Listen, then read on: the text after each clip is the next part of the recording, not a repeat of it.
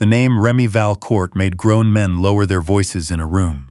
Not because anyone told them to, because something in the air shifted when he walked in, like barometric pressure before a storm, and everybody in the room registered it before the brain caught up.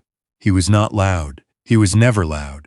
Men who needed to raise their voices were men who weren't sure anyone was listening. Remy Valcourt had never been unsure of anything in his life, but on a Tuesday evening in early November, in the kind of upscale hotel restaurant in downtown Montreal, where the tablecloths cost more to launder than most people's weekly groceries, it was not Remy Valcourt who made the room go quiet. It was a 23-year-old waitress named Cleo Barrett who dropped an entire tray of glasses, and then, without flinching, knelt down and started picking up the pieces with her bare hands. That was where this story begins. Not with guns, not with power. With a girl on her knees in a five-star restaurant, bleeding from her palm, and a man across the room who couldn't look away. And if you think you know where this goes, I promise you, you don't. Stay with me. Cleo Barrett had been working the dinner shift at Le Méridien Hotel's restaurant, Chambre Dorée, for 11 months. She knew every table by number, every regular drink order, and every manager by the particular flavor of their condescension. She was not supposed to be working that Tuesday. She had traded shifts with a coworker who'd called in sick, which meant she'd already worked a double. Her feet hurt in a way that felt structural, and she'd eaten nothing since a granola bar at 2 in the afternoon. She was 23. She had a certificate in culinary arts from a community college in Laval and $312 in her savings account, and a younger brother named Theo. But we'll get to him. The restaurant was at about 60% capacity when Table 9 walked in. Cleo didn't know who they were at first.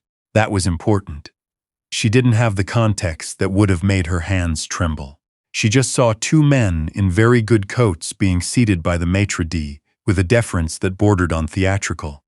And she noted, in the clinical way that servers note things, that they had been given the corner table, the one with sight lines to both exits, which only the most particular guests ever requested. The older man, the one who moved like the room belonged to him, ordered sparkling water and said nothing else. His companion, younger, with the kind of jawline that suggested recreational violence, ordered a whiskey and scanned the room once in a flat, professional way that was not the scan of someone admiring the decor. Cleo took the order. She smiled. She walked away. She did not think about them again for 40 minutes. The crash happened near table 4. She had been carrying a full tray, 6 glasses, a wine carafe, a small pitcher of cream for the elderly couple at 4, who took their after-dinner coffee with more ceremony than most people took their weddings. The tray was heavy and she was tired, and the busboy, a 17-year-old named Devon who was 3 weeks into the job, stepped backward directly into her path without looking. The tray went sideways. The glasses went everywhere. The carafe shattered against the marble floor in a sound like a small explosion, and for one horrible, suspended second, every conversation in Chambre Dorée simply stopped. Cleo stood in the wreckage and breathed. She had 2 options. She could feel the heat of every eye in the room, including her manager Claude Beaulieu, who was already moving toward her with the expression of a man calculating how this would affect his quarterly review.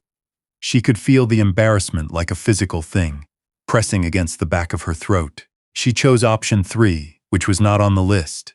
She crouched down and started picking up the glass, not with a cloth, not with the dustpan Devon was scrambling to retrieve, with her hands, methodically, piece by piece, because the elderly woman at table 4 had moved her feet aside and looked frightened, and Cleo wanted to clear the danger zone before anything else. It was only when she stood up, pieces of glass cupped in her palms, that she felt the sting. A thin line of red crossed her left palm, not deep, but bleeding. Cleo. That was Claude Beaulieu, arriving with the energy of a man who had practiced this speech. This is unacceptable. You need to. I need a cloth and a broom, Cleo said very quietly. In that order. The room was still half watching. These things happen in restaurants. In 10 minutes, everyone would go back to their meals and their conversations and their carefully curated evenings, except for the man at table 9. Remy Valcourt had not looked away. His companion, Laurent, who had been with Remy for 6 years and knew better than to speak when Remy's attention fixed on something, followed his gaze and saw nothing remarkable. A waitress, a mess, a manager who looked like he was about to ruin someone's evening. She cut herself, Remy said. It was not a question. Do you want me to? No. Remy set down his water glass with the quiet finality of a period at the end of a sentence. Watch. What he watched was this. Cleo Barrett refused the cloth that Devon brought her until she had finished sweeping the glass into a pile. She wrapped her hand herself, with a strip of fabric from the folded napkin in her apron pocket. Improvised, efficient, the action of someone who had learned early not to wait for help.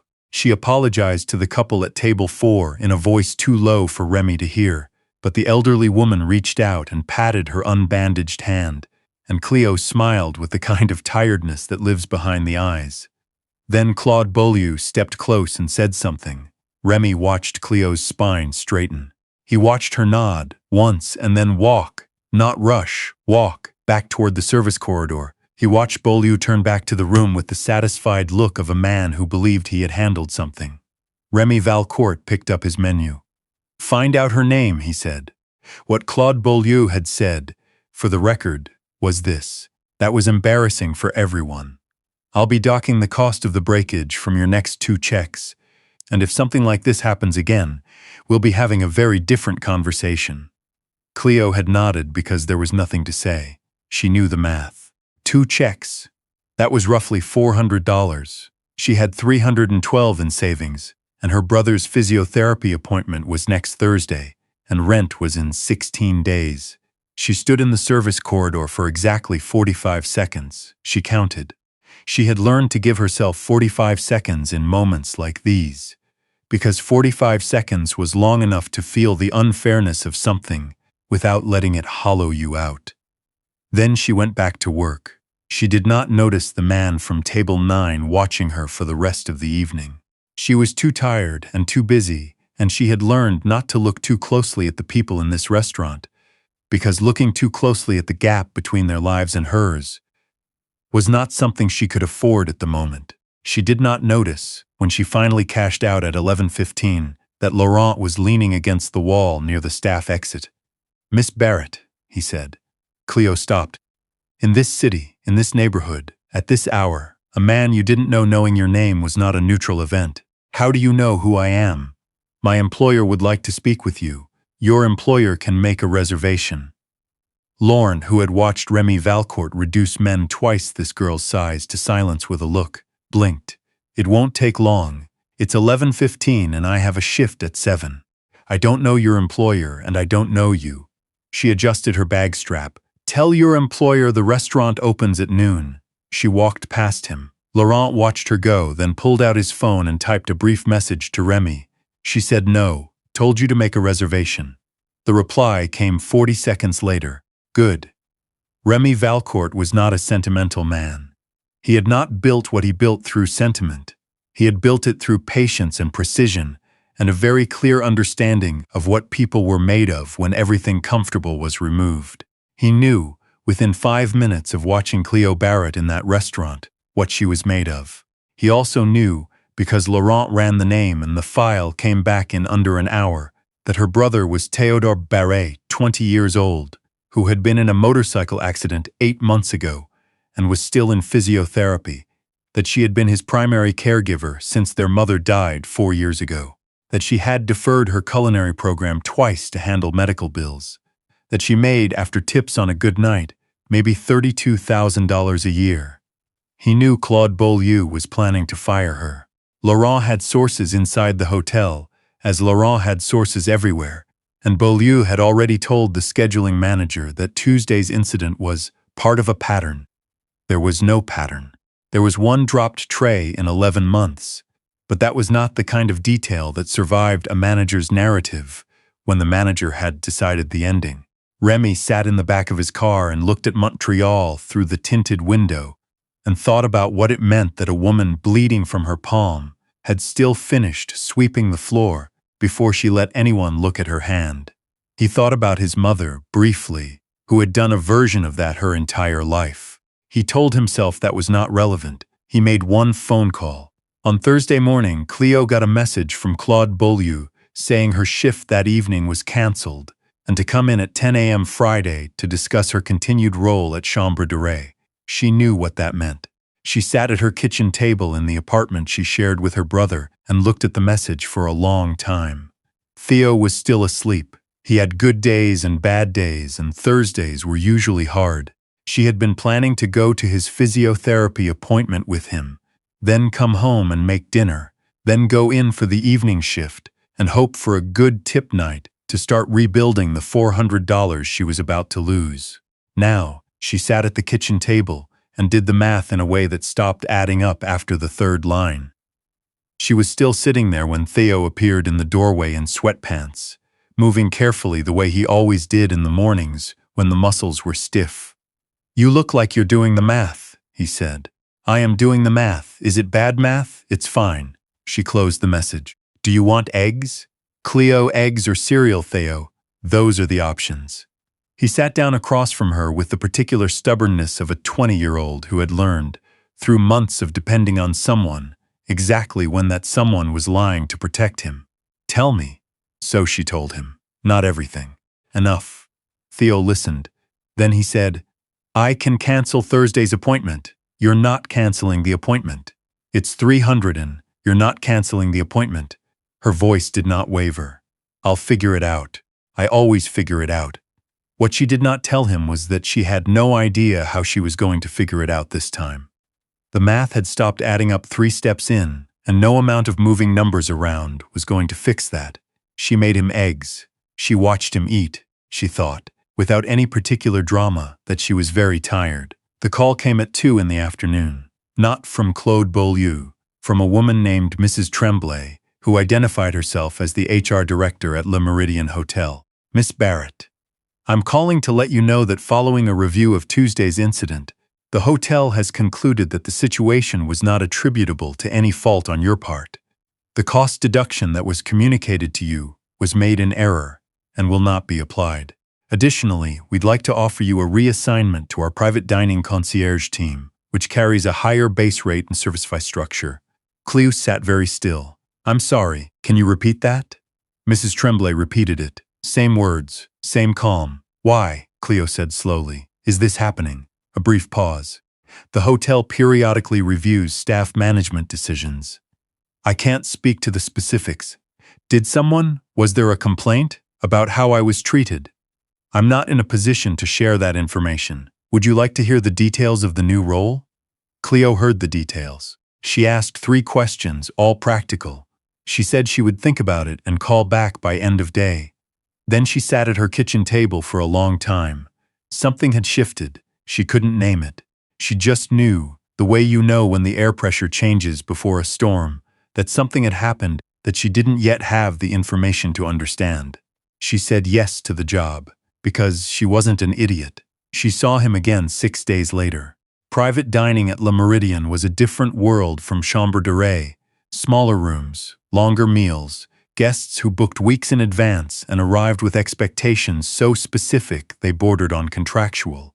Cleo was good at it immediately, which surprised no one who had seen her work. The booking was under the name Valcourt. Party of 4, the private room on the 4th floor, which had a view of the St. Lawrence and which the hotel reserved for guests of a very particular category. Cleo didn't connect the name. She knocked and entered with the amuse-bouche and found herself standing 3 feet from the man with the eyes from table 9. He looked at her with an expression that gave nothing away. "Miss Barrett," he said, and that was when the name landed. Valcourt.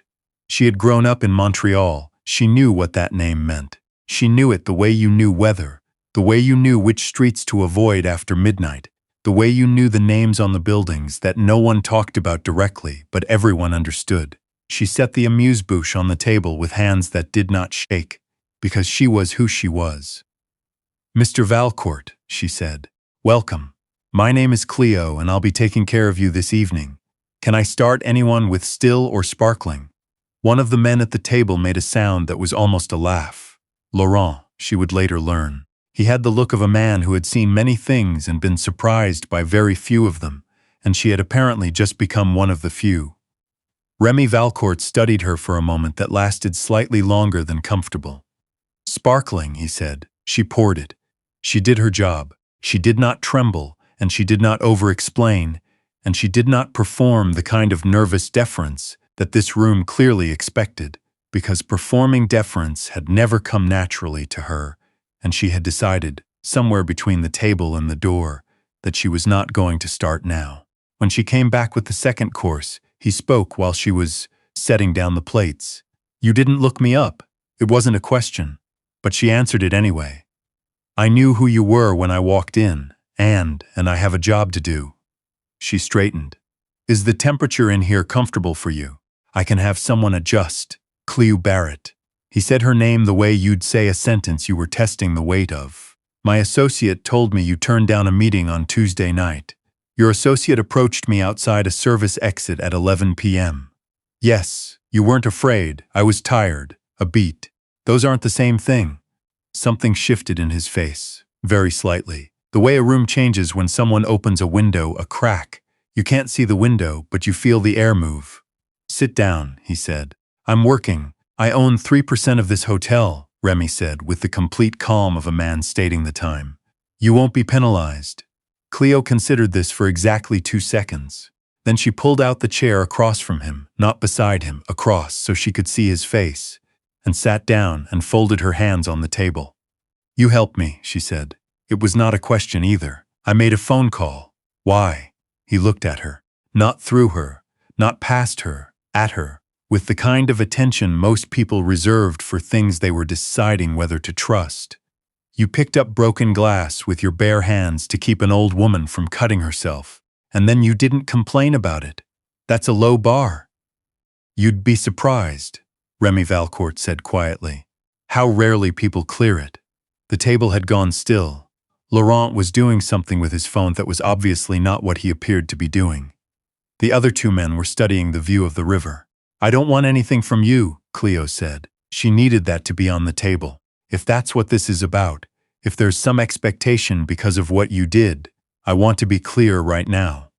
"There's no expectation." "Then why am I sitting here?" He considered the question seriously, which she hadn't expected. Most men in his position, in any position really, didn't treat questions from people like her as questions that deserved actual thought. He tilted his head slightly, the way someone does when they're not reaching for a prepared answer. "Because," he said finally, "I wanted to see if you were going to be afraid of me once you knew. And you're not, should I be?" The almost smile happened again. "Almost certainly." Cleo looked at him for a moment. Then she stood up, smoothed her apron, and picked up her serving tray. "Your main course will be about 8 minutes, she said. "I'll have someone bring more bread." She walked back to the service area and stood very still for approximately 45 seconds. Then she went back to work. She didn't think about it on the walk home. She thought about Theo's appointment results, which had been cautiously good, and about whether she had enough in the account now to pay rent before the late fee kicked in, and about the strange molecular structure of relief, which felt almost identical to dread until it didn't. She thought about him at 3 a.m., when she couldn't sleep. Not about the power, not about the name. About the way he had asked, "Why are you not afraid?" as if her answer was data he genuinely needed, and about the fact that she didn't have a good answer, which bothered her more than it probably should. She was afraid of plenty of things. She was afraid of her brother's next scan results. She was afraid of the month the math wouldn't work.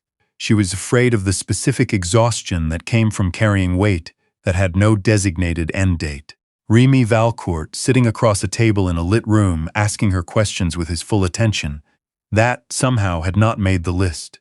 She turned over in bed and told herself it wasn't relevant. He came back the following Tuesday.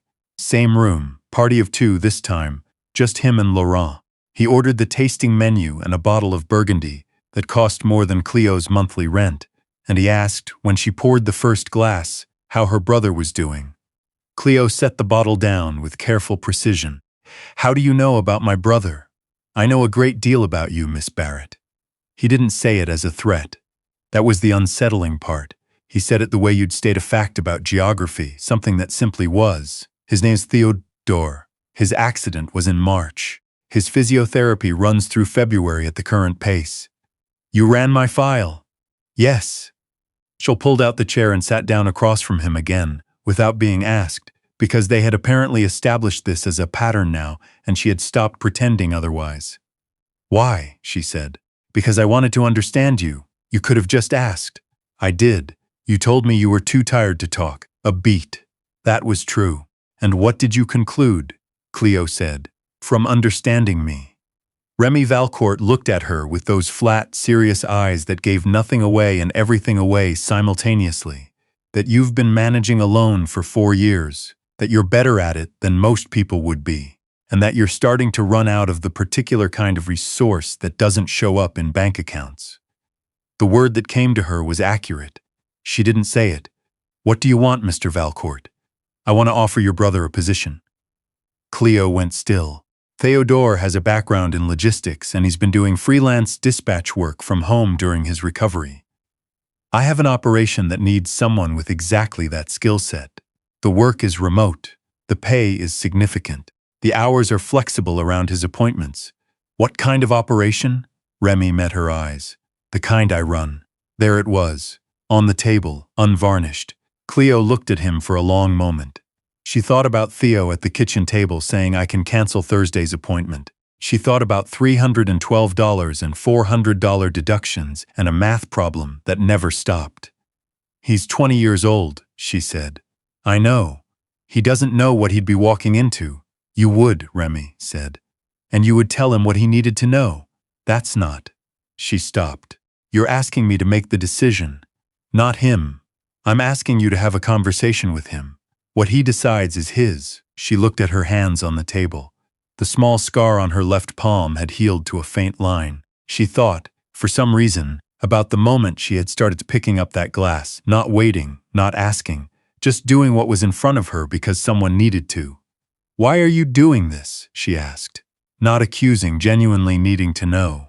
Remy was quiet for a moment. Then my mother cleaned offices on State Catherine Street for 14 years to keep me and my brother fed. She never asked anyone for anything either. He picked up his wine glass. It's not sentiment, it's recognition. Clea breathed. She thought about what it meant to be recognized, not pitied, not assisted in the way that came with strings, not managed the way Claude Beaulieu had managed her, but seen clearly for what you actually were. I need to talk to Theo, she said. Of course, and if he says no, then he says no. The offer doesn't change anything between us. What is between us, Mr. Valcourt? He set down the wine glass and looked at her with something that was almost not professional, almost not flat, almost something she didn't have a word for.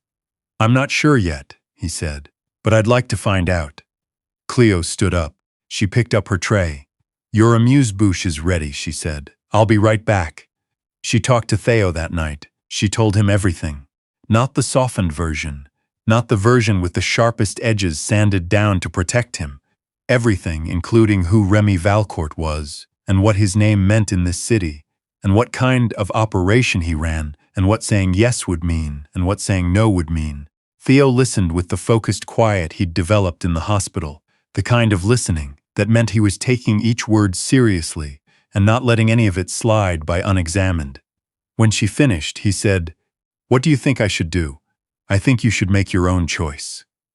Cleo, what do you think? She looked at him across the kitchen table. The table where they'd eaten 1,000 meals, where she'd paid 100 bills, where she'd done the math over and over, in every possible combination. I think, she said carefully, that he's dangerous, and I think he's also telling the truth, and I think those two things can both be true at the same time. Theo nodded slowly. And you trust him? I didn't say that, you didn't have to. He tapped the table once lightly, the way he did when he'd landed on something. You're not scared of him. I'm cautious, you're never cautious. He almost smiled. You picked up broken glass with your bare hands. Cleo looked at her scar. He knew about that, she said. I know, you told me. Theo was quiet for a moment. Let me think about it. Take your time. I want to meet him first. She had not expected that. Theo, if he wants me to work for him, he can come here and look me in the eye. He sat back. Anyone worth working for will understand that. Cleo thought about Remy Valcourt, the flat eyes, the careful attention, The way he said recognition without flinching. She thought about what he would do with that request. Okay, she said. She sent the message at midnight. She didn't expect a response until morning. The response came in 4 minutes. Thursday. Whatever time works for him. Remy Valcourt came to their apartment on a Thursday afternoon in November, with Laurent and without ceremony. He sat at their kitchen table. He drank the coffee Cleo made, which was nothing like what he was served in restaurants and which he drank without comment. He looked at Theo the way he looked at Cleo, fully, attentively, as if the data mattered. Theo asked him 4 questions, practical questions about the work, the structure, the expectations, and then one that wasn't practical at all. If this goes wrong, Theo said, what happens to my sister? The room went very quiet. Laurent looked out the window. Cleo looked at the table. Remy Valcourt looked at Théodore Barrett without blinking. Nothing, he said, happens to your sister. Not I'll protect her. Not she'll be fine. Nothing. As in, she is outside the radius of consequence. As in, I have already decided this and the decision is not negotiable. Theo held his gaze for another moment. Then he nodded, once, and reached across the table. Okay, he said. I'm in. This is the part of the story where you might expect something dramatic. A revelation. A threat arriving at the door. Something that tests everything. And those things came. They came in their own time because they always do. But the moment that mattered, the moment that was the actual beginning of whatever this turned out to be, was smaller than that. It was after Remy and Laurent left. Theo had gone to lie down, because Thursday afternoons were still hard, and Cleo stood at the kitchen window looking out at the street below, where a black car sat at the curb longer than it needed to, before finally pulling away. Her phone lit up. An unknown number. A message with no preamble. The scar on your hand. Does it still hurt? She looked at it for a long time. Then she typed back, no, it healed. A pause, then, good. She put the phone face down on the counter and stayed at the window a while longer, watching the street, thinking about pressure and storms, and the way some things change the air before you can explain exactly what changed. She didn't have a word for what Remy Valcourt was to her. Not yet. She thought she'd have time to find one. For everyone watching, if you've made it this far, you already know what kind of story this is. It's not a simple one. It never was. Because the most interesting things never happen between people who have nothing to lose. They happen between people who have everything to lose and choose each other anyway. If you want to see where Cleo and Remy go from here, if you want to know what happens when the world he lives in comes looking, and what she does when it does, make sure you're subscribed to Ella's Romance Library, because this story is not finished. Drop a comment below. Do you think Cleo made the right call? And what do you think Remy Valcourt is really after? I'll see you in the next one.